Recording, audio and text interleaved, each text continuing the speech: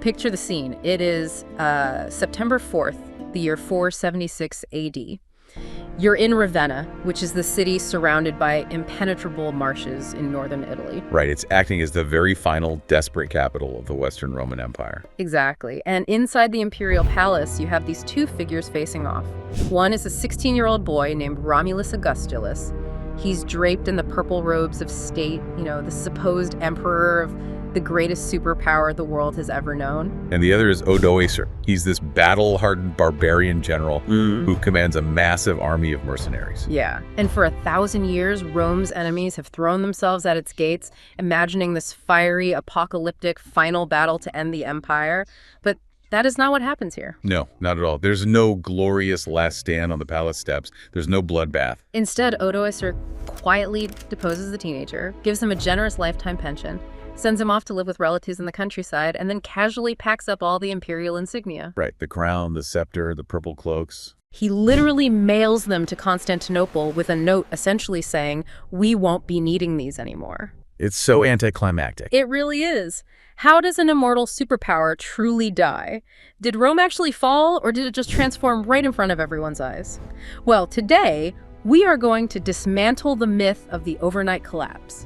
We will uncover a story of sudden climate change, unprecedented refugee crises, bizarre economic choices, and emperors who cared more about their pet chickens than their starving citizens. You will learn the true autopsy of the Roman superpower.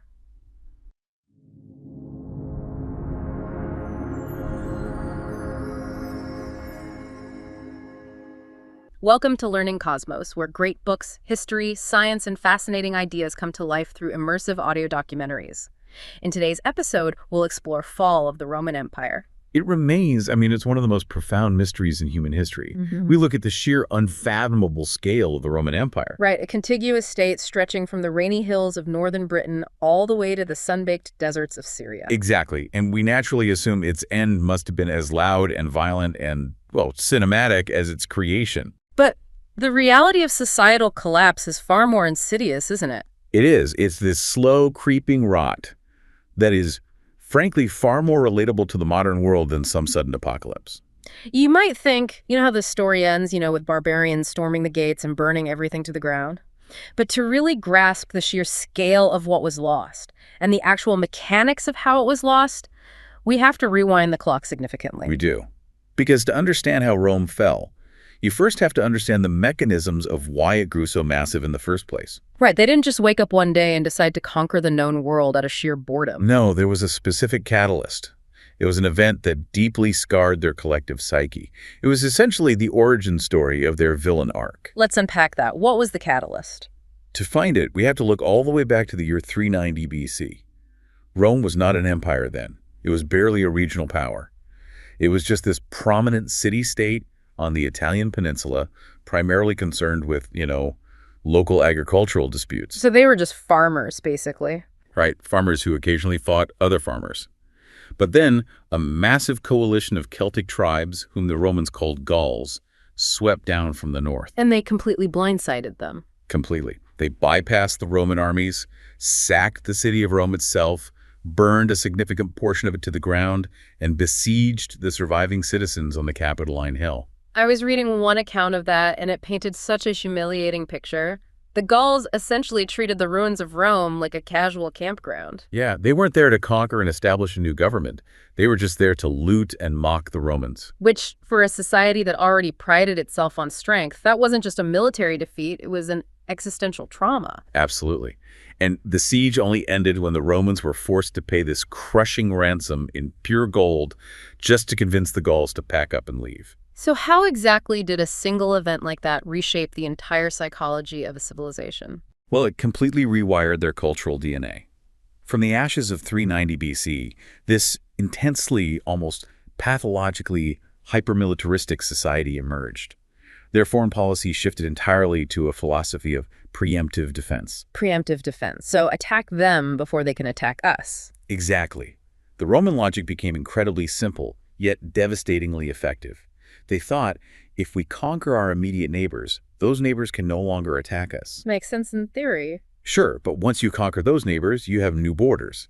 And to defend those new borders, you have to conquer the next group over to create a buffer zone.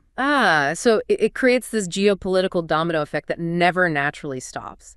They absorb the Latin tribes around them to secure the city. Right. Then they conquer the Samnite hill tribes to secure the Latins. Then they take over the wealthy Greek colonies in southern Italy to secure the peninsula. And eventually, this paranoid need for security forces them to look across the Mediterranean Sea, which brings them face-to-face with Carthage. Carthage was the big one, right? The preeminent maritime superpower of the era. They were. They controlled North Africa, parts of Spain, and the vital trade routes of the Mediterranean. The resulting Punic Wars between Rome and Carthage were some of the most brutal conflicts of antiquity. But what I find critical to understand is not just that Rome won those wars, but how they chose to finalize that victory in 146 BC. Yeah, they didn't just defeat the Carthaginian government, they systematically dismantled the city. They burned it block by block, they enslaved the entire surviving population, they literally deleted a rival civilization from the timeline. It was total erasure. That feels like a massive escalation. I mean, it's one thing to conquer a neighbor to create a buffer zone. It's another entirely to wipe a culture off the map. It shows a level of paranoia where they couldn't even tolerate the theoretical idea of a rival existing anywhere near them. But as they keep pushing outward, absorbing Spain, North Africa, Greece, and eventually Gaul, they end up ruling roughly 10% of the entire human population. And that level of success, it has to fundamentally change the society back home, doesn't it? It absolutely did, and it broke the internal systems of the Roman Republic. You have to remember, the Republic was a system of government designed to run a city-state. Right, with annual elections and checks and balances. Exactly, a complex web of shared power among the senatorial elite. But aggressive expansion poured unimaginable wealth, gold, silver, and millions of enslaved people into Rome. And I'm guessing that wealth didn't exactly trickle down to the average Roman farmer. Not at all. It enriched a very specific class of patricians and successful generals. This created massive economic inequality and fundamentally altered the social fabric of Rome. Which sets the perfect stage for Julius Caesar. If the Republic was a machine designed for a city, Caesar is the guy who proves the machine cannot handle an empire. Caesar's the prime example of how imperialism ultimately cannibalizes the homeland. He takes his legions into Gaul, which is modern-day France, and spends a decade exporting massive amounts of violence. He conquers the whole region. He does. And in the process, he amasses immense personal wealth and absolute military loyalty. The crucial mechanism here is that Roman soldiers were no longer loyal to the abstract idea of the Republic or the Senate. They were loyal to the general who paid them. Exactly. The guy who fed them and promised them land upon retirement. So when the Senate inevitably demands that Caesar step down and relinquish his power, he just looks at his battle-hardened army, realizes they answer to him and not the politicians, and marches them straight across the Rubicon River into Italy. He weaponized the empire against the Republic. Caesar's actions demonstrated that the institutions of the state were just too fragile to manage the military power generated by their own conquests. So the Republic dies. The Republic died, replaced eventually by the autocratic empire, a transition formalized by Caesar's adopted heir, Augustus. Now, Augustus is a really interesting figure in this narrative because he seems to be the first Roman leader to actually look at a map and realize that endless expansion is a mathematical impossibility. He tries to shift the Roman mindset from constant growth to permanent stability. But he had to learn that lesson in the most brutal way imaginable, deep in the forests of Germany. Yes, the Battle of the Teutoburg Forest in 9 AD. It is one of the most significant turning points in world history. Set the scene for us. What happened? Augustus had tasked a general named Publius Quintilius Varus with pushing Roman control deep into Germania.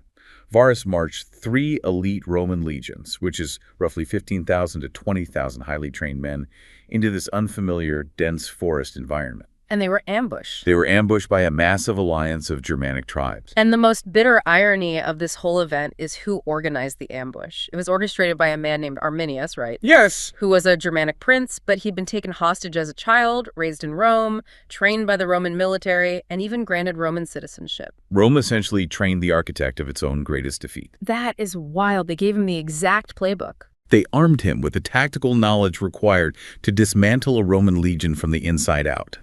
Because legions were designed to fight in open field, pitched battles where their discipline and formation were unbeatable. But Arminius didn't give them an open field. No, he stretched them out along a narrow, muddy forest path in pouring rain and attacked them from the tree line over several days. The Roman force was utterly annihilated. Wow. 20,000 men just gone. Only a handful of survivors made it out. The psychological shock in Rome was staggering. The historian Suetonius reports that Augustus would wander the halls of his palace, unwashed and distraught, literally banging his head against the doors, shouting, "Varus, give me back my legions." It shattered the illusion of perpetual victory, and because of that trauma, Augustus completely changes the policy. He establishes static, permanent borders, primarily using the massive natural barriers of the Rhine and Danube rivers. Right, they stopped being this unstoppable wave of expansion and tried to build a permanent dam against the outside world. This decision really forces us to look at an argument put forward by the ancient Roman historian Tacitus. He lived shortly after this period, right? He did. Yeah. And Tacitus articulated what we might consider the classical anti-imperialist view. He argued that Rome was fundamentally doomed the very moment it spread its borders outside of the Italian peninsula. So he thought imperialism itself was the poison. Precisely. His premise was that imperialism naturally sows the seeds of its own destruction. The further a territory is from the capital city, the more expensive it is to govern, the harder it is to defend, and the more you dilute the core cultural identity of the state with foreign influences. Okay, wait, I'm stuck on this idea that Rome was doomed the second it left Italy. If we look at the origin of their expansion, they were traumatized by the Gauls burning their city. Right. If they hadn't expanded, wouldn't another tribe of Gauls or Carthaginians have just come down and conquered them anyway? Weren't they trapped in a conquer or be conquered scenario? That's a very fair point. It feels like a startup that scaled way too fast and lost its entire company culture. It feels unfair to say expansion doomed them when staying small would have also doomed them. Did the Republic have to die for the empire to live? It is the ultimate paradox of empire. You are absolutely right that their initial expansion was tied to genuine survival, but the mechanism of that survival became a chronic disease. How so? By trying to secure themselves perfectly against all hypothetical future threats, they created a border that was thousands of miles long. To defend a static border of that magnitude, you have to transition from citizen militias to massive, permanent, professional standing armies. Ah, I see. You trade the acute, immediate threat of a neighboring rival for the chronic, exhausting, and ultimately bankrupting burden of global administration. The mechanisms that brought them security and immense wealth eventually became the exact things that exhausted their economy and hollowed out their society. So if the system was fundamentally broken by its own size, we have to ask a massive question. How did it manage to survive for another 400 years before falling? That is the mystery. Because managing a geographic scale from Scotland to the borders of Iraq without electricity, without telecommunications, without motorized transport, it just feels physically impossible. It was a logistical nightmare. Historians refer to it as the disease of size. Just imagine trying to run a centralized, highly bureaucratic administration spanning 3 continents where the absolute fastest mode of communication is a man riding a horse. Right, there's no email. If the emperor in Rome needed to send a military order to a general stationed on Hadrian's Wall in Britain or to a governor in Egypt, it took weeks just for the message to arrive and weeks for the reply to come back. By the time the central government reacted to a crisis, the situation on the ground had probably completely changed. Exactly. But the communication lag was really only the surface of the problem.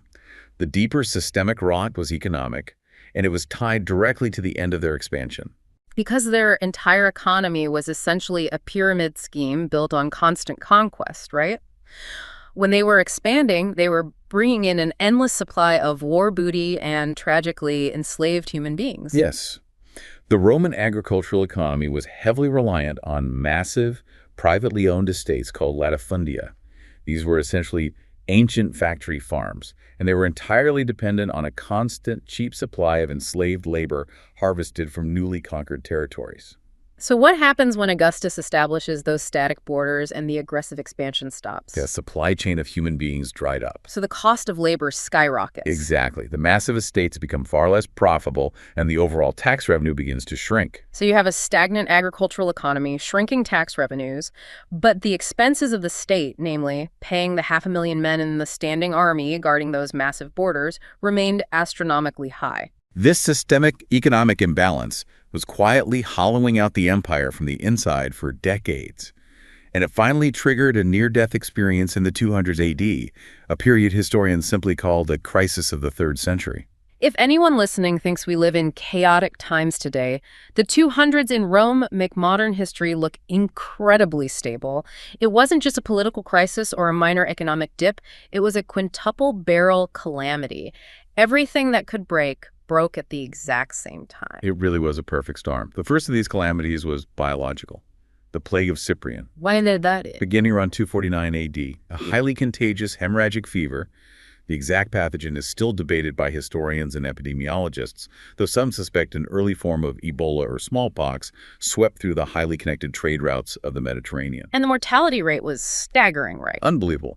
At its height, records suggest it was killing up to 5,000 people a day in the city of Rome alone. Wow. And a pandemic in an ancient agrarian society isn't just a public health crisis, it physically shuts down the survival mechanisms of the state. It was a demographic collapse. Entire farming villages were wiped out, meaning the grain harvests failed, leading to localized famines.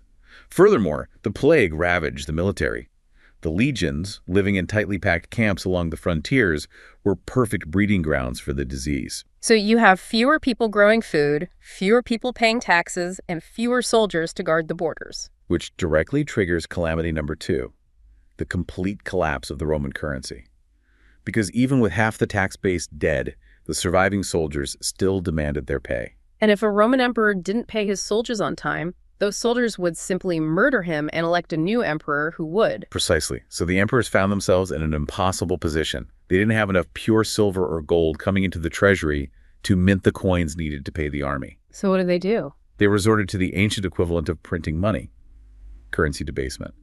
They would recall the existing pure silver coins, melt them down, and mix them with much cheaper base metals like copper or bronze and mint a larger volume of coins. Just diluting the money supply? Over a few decades, the famous Roman silver denarius went from being roughly 95% pure silver to containing less than 5% silver. It was essentially a bronze coin with a thin, microscopic wash of silver on the outside to make it look legitimate. And you can't fool an entire economy. The merchants and traders quickly realized the coins were practically worthless. How does a massive, interconnected economy function when the money itself loses all its value? It leads to textbook hyperinflation. Because the intrinsic value of the coin plummeted, merchants demanded far more coins for the exact same amount of grain or olive oil. Prices skyrocketed to the point of absurdity. So the whole trade network just shuts down. The situation became so dire that the complex long-distance trade networks that define the Mediterranean economy completely broke down. The Roman state itself eventually refused to accept its own currency for tax payments. Wait, they wouldn't even take their own money? No. They had to transition to an in-kind tax system where tax collectors would literally take wagons of wheat, livestock, or woven clothing directly from the citizens to physically transport to the army camps. The economy regressed by centuries. And when the economy collapses like that, the political structure goes right with it, which is calamity number 3, an era of endless, chaotic civil war. Right. The generals on the frontiers realize the central government in Rome is broke, panicked, and weak. And they decide they can do a better job. Exactly. Between the years 235 and 284 AD, the Roman Empire saw an astonishing 41 different men claim the title of emperor. Wait, so 50 divided by 41, that's barely over a year per emperor. To put that in perspective, yes, the average reign was just a few months. A general in Britain would declare himself emperor, march his troops toward Rome, fight another general who had just declared himself emperor in Gaul, only for both of them to be assassinated by their own guards when the money ran out. It was a relentless carousel of military dictatorships. And while all the Roman legions are busy marching inward to fight each other over a worthless throne, they completely abandon their posts on the border. Which rolls out the red carpet for calamity number 4, massive barbarian incursions. The Germanic tribes living across the Rhine and Danube rivers were not blind. They saw the watchtowers empty and the garrisons march away. Large tribal confederations, like the Alemanni and the Franks, seized the opportunity. They just walked right in. They crossed the frozen rivers in winter and poured into Roman territory, not to conquer, but to raid. They plundered deep into Gaul, destroyed wealthy villas, and even pushed into northern Italy, threatening the city of Rome itself. This actually forced the construction of massive new defensive walls around the capital. And as if plague, hyperinflation, civil war, and deep border incursions weren't enough, calamity number 5 arrives on the eastern frontier. A brand new, highly organized superpower emerges. The Sassanid Persian Empire. Right. And they weren't just a raiding tribe. No, the Romans were used to fighting decentralized, fractured tribes in the north. But in the east, the Sassanids were a sophisticated, centralized, incredibly wealthy empire with a professional army, heavy cavalry, and a mandate to reclaim the ancient borders of the Persian Empire. Which meant taking Roman territory in Syria and the Levant. Exactly. The Sassanids pushed deep into Roman lands, sacking major cities like Antioch. This culminates in a moment that I think perfectly encapsulates the absolute rock bottom of the 3rd century. In 260 AD, the Roman Emperor Valerian takes a massive army to the east to deal with the Sassanid king, Shepard I. And it does not go well. No, the Roman army is not just outmaneuvered, Valerian is captured alive. It was an event utterly without precedent. The living, breathing embodiment of the Roman state, a man considered a deity by his subjects, was taken as a prisoner of war. And the Sassanids totally understood the psychological power of this victory. What did they do with him? Historical accounts, largely driven by Persian rock reliefs and later Roman lamentations, report that King Shaper used the captive Roman emperor as a literal footstool. A footstool? Yes. Whenever Shaper wanted to mount his horse, Valerian was brought out on his hands and knees for the king to step on. That is just wow. And the legend goes that when Valerian eventually died in captivity, the Persians had him flayed, dyed his skin bright red, and hung it from the ceiling of a prominent temple, just to remind every visiting Roman diplomat of who was really in charge. Whether that specific gory detail is completely true or partly propaganda, the psychological devastation to the Roman populace was absolute. The empire actually fractured into 3 completely separate competing states during this time. To any outside observer, the Roman experiment was completely finished, so how on earth did they survive this? It took a monumental restructuring to save it, and the architect of that survival was an emperor named Diocletian. Coming to power in 284 AD, Diocletian was a pragmatist. He looked at the chaos of the past 50 years and realized a fundamental truth. The empire was simply too vast, too complex, and facing too many simultaneous threats on multiple fronts for any single human being to rule it from the central city of Rome. So his solution is radical. It's like a desperate medical amputation to save a patient's life. If the company is too big for one CEO, you break up the company and hire regional managers. Diocletian implemented a system called the tetrarchy, or the rule of 4. He literally drew a line down the middle of the map, creating an eastern half and a western half. Just split it in 2. Each half was governed by a senior emperor called an Augustus, who was supported by a junior emperor called a Caesar. The junior emperor was the designated heir, explicitly positioned to prevent the constant civil wars over succession. It's a fascinating administrative trick. Instead of waiting weeks for a message from Rome, the general in Gaul now reports to a junior emperor who lives right there in Gaul. It localizes the military response. It does. But Diocletian stopped the bleeding, but didn't he just permanently fracture the empire's identity? By doing this, he essentially proves that Rome, the city itself, is politically obsolete. He proved Rome didn't need to be ruled from Rome anymore. Exactly. To make the tetrarchy work, the emperors needed to be near the frontiers where the actual threats were. Diocletian set up his capital in Nicomedia in the east, near the Persian border. The western capitals moved to cities like Milan in northern Italy, or Trier near the Rhine. Leaving Rome in the dust. The Senate in Rome, once the ultimate arbiter of power, was reduced to a glorified city council. Diocletian stabilized the military, froze wages and prices to combat inflation, and vastly extended the civilian bureaucracy to ensure taxes were collected. He saves the body of the empire, but he completely alters its soul. It becomes this deeply autocratic, highly militarized state. And by splitting the administration, he sets the stage for a permanent cultural fracture. The West speaks Latin and focuses on agriculture. The East speaks Greek and holds all the wealth and trade. He bandages the wounds of the 3rd century, but those bandages are brittle. Which brings us to the late 300s. The empire is functioning again, but it is fragile. Diocletian's Flix tape held the empire together temporarily. But what happens when external force of nature hits a recently bandaged empire? This is where paleoclimatology has dramatically shifted our understanding of this era. During Rome's early expansion and its golden age in the 1st and 2nd centuries, the Mediterranean basin benefited from what scientists call the Roman climatic optimum. So, good weather. It was a period of unusually warm, wet, and highly stable weather that produced massive, reliable crop yields year after year. It was the agricultural engine that allowed the empire to feed its massive cities. But the tipping point wasn't just political, it was environmental. By the late 4th century, the global climate was shifting into a phase known as the Late Antique Little Ice Age, right? Yeah. Average temperatures dropped significantly. Winters became longer and harsher. And while a drop of a degree or two might just mean a bad harvest in Italy, the ripple effect of that climate change, thousands of miles away on the Eurasian steppe, is what triggers the fatal domino effect. The Eurasian steppe is a massive belt of grassland, stretching from modern-day Hungary all the way to Manchuria. It was home to numerous nomadic pastoralist tribes who relied entirely on the grass to feed their immense herds of horses and livestock. And as the climate cooled, the rainfall patterns shifted and the steppe began to dry out. The grass withered. For a nomadic society, this isn't just an economic downturn. It is an immediate existential threat. They had to move or they would starve.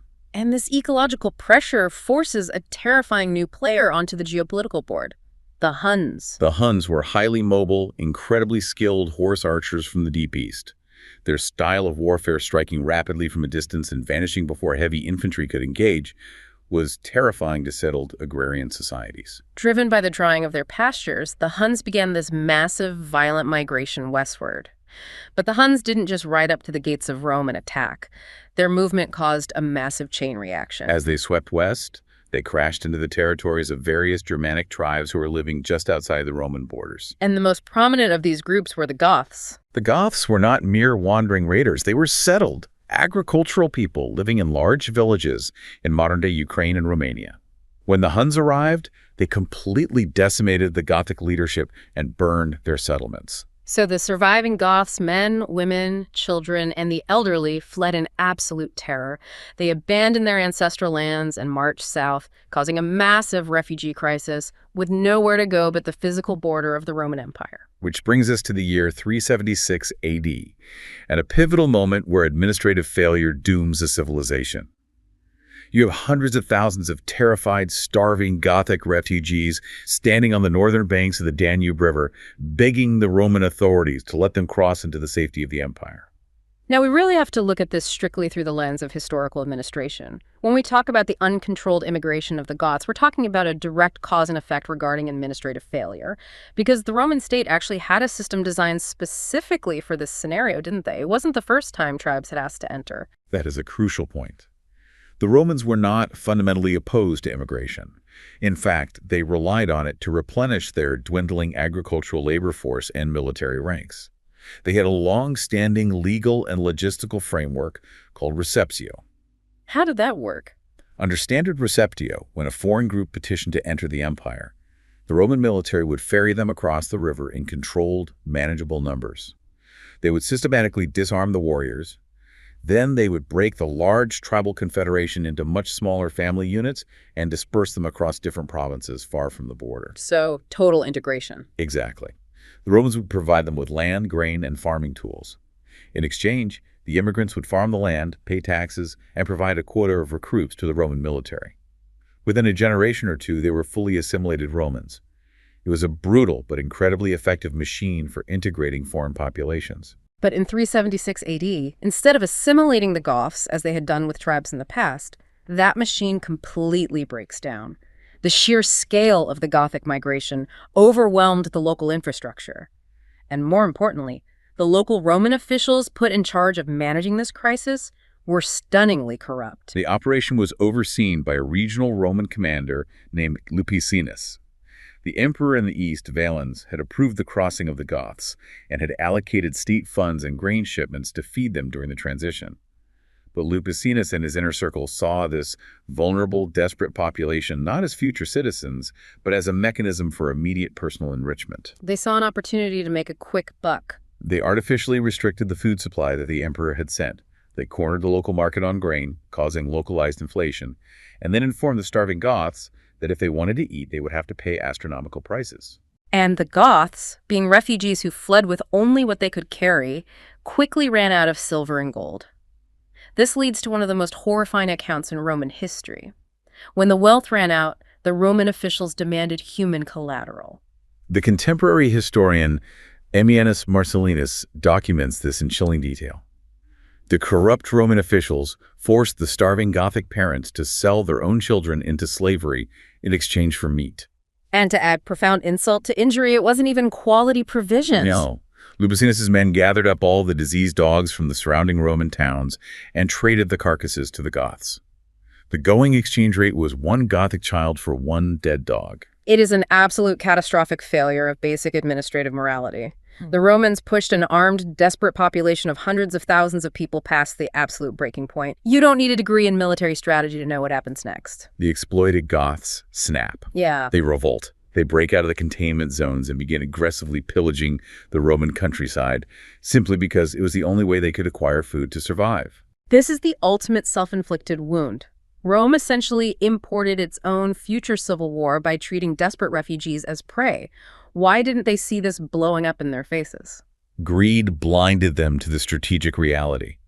And this localized administrative disaster rapidly escalated into an existential military crisis. The Gothic uprising forced the Eastern Roman Emperor, Valens, to march his elite central field army out of the capital to crush the rebellion personally. This culminates in the Battle of Adrianople in 378 AD, the climax of the crisis. And Adrianople is the moment the Roman illusion of invincibility shatters for good. Valens makes a series of unforced tactical errors. Driven by a desire for personal glory and poor military intelligence, Valens rushed his march. He didn't wait for reinforcements, did he? He didn't. He arrived at the Gothic wagon fort on a blistering hot August afternoon. His soldiers were exhausted, dehydrated, and poorly deployed. Valens ordered an attack before his infantry lines were properly formed. Just a total mess. Unbeknownst to the Romans, the main body of the Gothic heavy cavalry had been out foraging. They returned to the battlefield right as the Roman infantry engaged, and they smashed into the exposed Roman flanks. Wow. The Roman legions were packed so tightly together they couldn't even draw their swords. It was a total slaughter. Emperor Valens was killed. His body was never found. And approximately 2/3 of the veteran Eastern Roman field army was completely slaughtered in a single afternoon. Wait, I really want to emphasize the gravity of this. They lost 2/3 of their best soldiers because they chose to extort starving refugees instead of feeding them. They literally imported their own destruction and armed it through corruption. How do you recover from losing the core of your professional military in one day? The blunt reality is that they never truly did recover. Adrianople fundamentally altered the balance of power. With the main army destroyed, the Romans lacked the manpower to either crush the Goths militarily or force them back across the river. So what happens to the Goths? For the first time in Roman history, an entire, hostile, armed, and unassimilated barbarian nation was roaming freely within the borders of the empire, and Rome was forced to negotiate a peace treaty from a position of profound, undeniable weakness. They allowed the Goths to settle as a sovereign entity on Roman land. Which brings us to the next massive mystery. With the main army decimated and hostile barbarian supergroups now wandering freely inside the empire's borders, who is left to defend Rome? Rome's army is a shadow of its former self. Their solution, the foederati. Right. Instead of recruiting citizens, they start hiring the very barbarians they were just fighting to act as mercenaries. Yes. The Roman state increasingly relied on this system of treaties. Instead of spending years recruiting, training, equipping, and paying Roman citizens to become legionaries, the government simply hired barbarian tribes. They offered tribal leaders lump sums of gold or tracts of land within the empire in exchange for their warriors acting as proxy armies for Rome. You essentially have the Roman government saying to the Goths or the Franks, hey, we know we were just at war, but how about we pay you to guard this border against the other tribes we don't like? Exactly. And over time, the quality of these forces changed. The soldiers no longer wore heavy armor like cuirasses or helmets out of laziness, making them vulnerable. And crucially, they were loyal to gold and their commanders, not to the idea of Rome, a place most had never even seen. But the obvious question is, why weren't Roman citizens enlisting to fight for their own country? We established that they used to be this fiercely proud, hyper-militaristic society. What happened to the Roman citizen soldier? The Roman citizen soldier disappeared because the social contract of the Roman state had been completely broken by extreme economic inequality. The wealthy elite of the late empire, the massive senatorial class, had almost entirely withdrawn from public life and civil duty. They just checked out. Completely. In earlier centuries, the elites lived in the cities and funded public works to gain political favor. But in the late empire, they retreated to massive, heavily fortified rural estates in the countryside. These estates functioned like independent microkingdoms. And crucially, these aristocrats used their vast political influence to systematically dodge taxes. So they are living in ancient, tax-exempt, gated communities. And when the Roman government comes knocking saying, the Huns are coming, we need you to provide a certain number of your agricultural laborers to be drafted into the army, how do the elites respond? They absolutely refuse to send their workers because losing farmhands cuts into their agricultural profits. Instead, the government allows them to pay a commutation fee, a cash buyout, to exempt their estates from the military draft. So the rich pay a fee, and the Roman state takes that cash and uses it to hire more barbarian foederati. Exactly. And the wealth gap fueling this was staggering. Economic records from the era indicate that the purchasing power of gold increased by roughly 2.5 times between the late 3rd century and the late 4th century. This tells us that a tiny fraction of society was hoarding immense amounts of gold, while the rest of the economy was starved of currency. Which means the crushing burden of taxation needed to pay off these massive, expensive, barbarian mercenary armies falls entirely on the middle and lower classes. The small-time farmers, the urban workers, and the Roman tax collectors of this era were notoriously brutal, right? They were state-sanctioned extortionists. If a village couldn't meet its tax quota, the collectors would torture the local magistrates, seize their property, and throw people into debtors' prisons. The administration became so oppressive, so fundamentally corrupt, that regular citizens actively preferred to flee.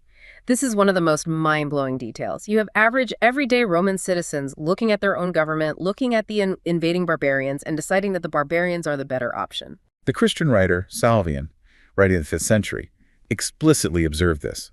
He noted that educated, tax-paying Romans were actively fleeing the cities to seek refuge among the Goths or the Franks. They preferred the raw, physical dangers of living under a barbarian king over the legalized, inescapable extortion of the Roman tax bureaucracy. It's just wild. Alternatively, many impoverished peasants fled to the forests and formed armed anti-government rebel groups known as the Bagaudae, effectively seceding from the empire while living inside it. The logic was tragic, but sound.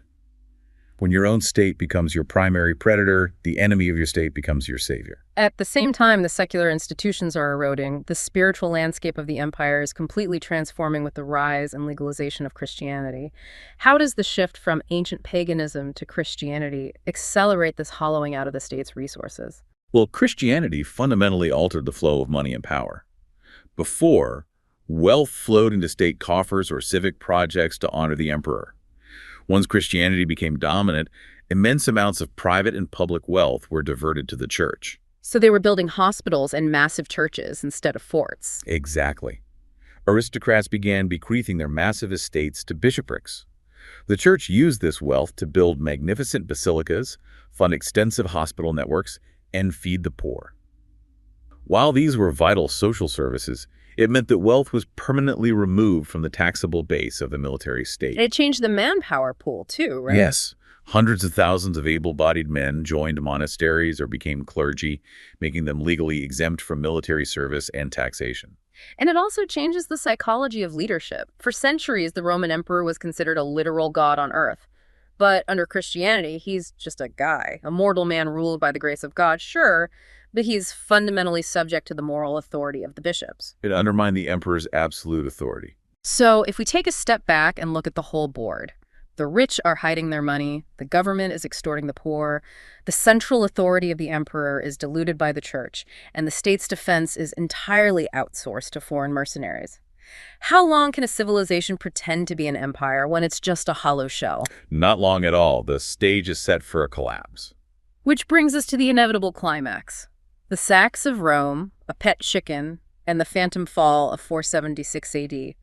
When these unpaid, unintegrated mercenaries decide they want land instead of just gold, what happens to the capital itself? The concept of Rome as an untouchable sanctuary is shattered, and the collapse is triggered by a profound act of xenophobic self-sabotage by the Roman court. Right, the story of Stilicho. In the early 400s, the Western Roman Empire was barely hanging on, largely thanks to the brilliance of one man, a top-ranking Roman general named Stilicho. Stilicho is the perfect embodiment of this era because he was half Vandal by birth. The barbarians weren't just at the gates, they were running the defense matrix. He was literally keeping the empire together. He had spent years successfully navigating the complex web of federate treaties, playing tribes against each other, and personally fending off major invasions by a Visigothic king named Alaric. But the actual emperor of the West at this time is a young man named Honorius. And Honorius is, frankly, one of the most incompetent, paranoid leaders in human history. He's as terrified of Stilicho's popularity. Honorius was easily manipulated by a faction of corrupt anti-barbarian courtiers in his capital at Ravenna. They convinced the paranoid emperor that Stilicho, because of his Vandal heritage, was secretly plotting to betray Rome and hand the empire over to the tribes. So in 408 AD, Honorius ordered the arrest and execution of his best general, the only man who had successfully kept the empire secure. But they don't just stop at killing the general. The Roman troops in Italy go on a horrific, racially motivated rampage. They systematically massacre the wives and children of the barbarian auxiliary soldiers serving in the Roman army. It is the ultimate unforced error. It really is. You have a massive army of highly trained, heavily armed veterans. You just murdered their beloved commander, and then you slaughtered their families. What exactly did Honorius think they were going to do? The reaction was immediate and devastating. Approximately 30,000 of these elite, grieving, and furious soldiers instantly defected. They marched straight to Alaric the Visigoth, who previously fought for Rome, and offered him their absolute loyalty. Honorius literally handed his greatest rival a massive veteran army. Realizing that Italy was now completely defenseless, Alaric marched his army straight down the peninsula and laid siege to the city of Rome itself. It's important to note that Alaric didn't actually want to destroy Rome initially. He wanted a legitimate position within the Roman military hierarchy, permanent agricultural land for his people, and a massive payment of gold. He used the siege as a terrifying negotiating tactic. But Honorius is hiding in Ravenna, which is surrounded by swamps, and he completely refuses to negotiate. He abandons the city of Rome to its fate, and the siege drags on. The Visigoths cut off the vital shipments of grain. The starvation inside the walls leads to unimaginable depths. The accounts from the period are harrowing. The famine inside the city was so absolute, so prolonged, that the citizens of Rome resorted to eating the dead.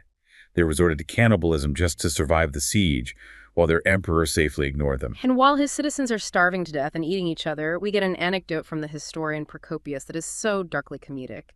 It perfectly illustrates how entirely detached the Roman elite had become. Honorius is lounging in his palace in Ravenna, and he has a favorite pet chicken, a massive rooster that he had bizarrely named Roma. Yes, the famous anecdote of the imperial poultry. According to Procopius, a panicked eunuch rushes into the emperor's private chambers, throwing himself on the ground, crying out, "Roma has perished." And Honorius is horrified, right? He recoils and shouts, "But it just ate from my hands."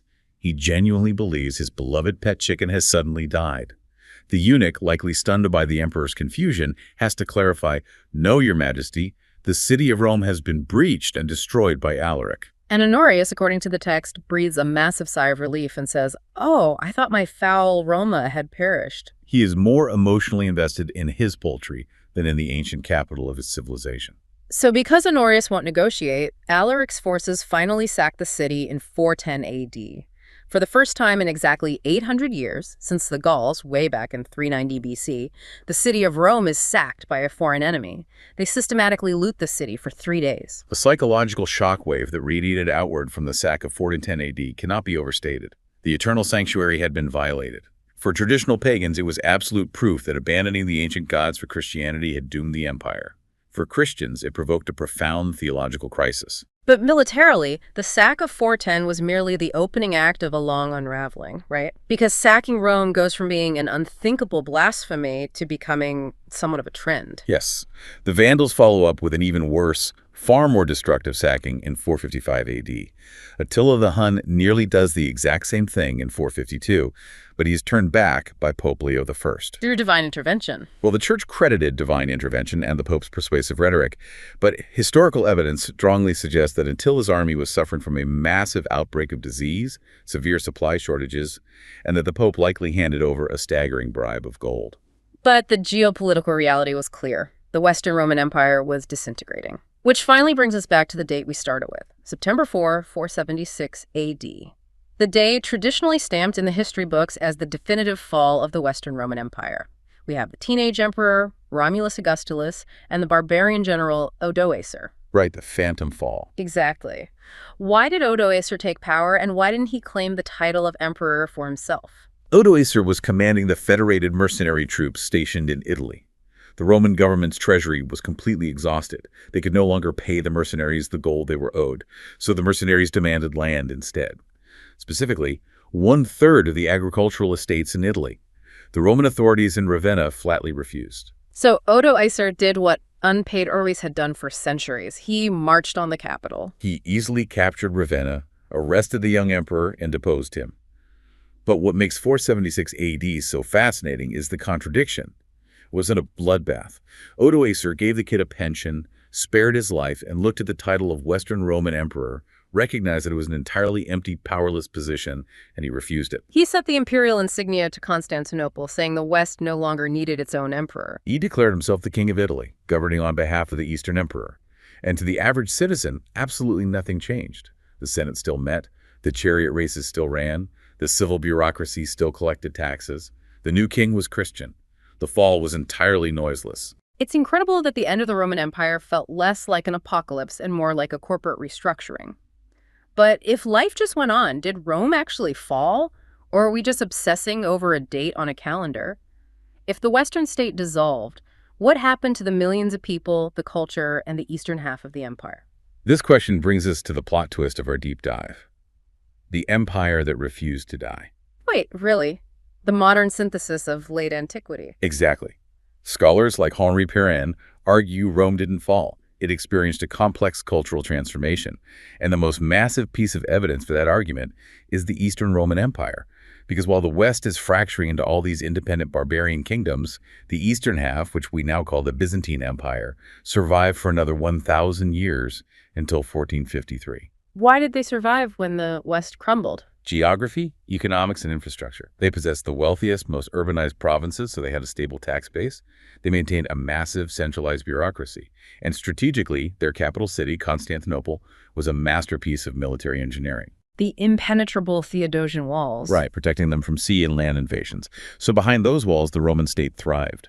You look at the 6th century, under the Eastern Emperor Justinian, he completely overhauls the legal system, codifying centuries of Roman laws into a single document, which is the basis of European law today.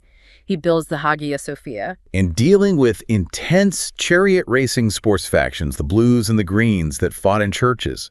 The East was a bustling, deeply complex continuation of the Roman state. But back in the West, Roman culture lived on without a Roman state.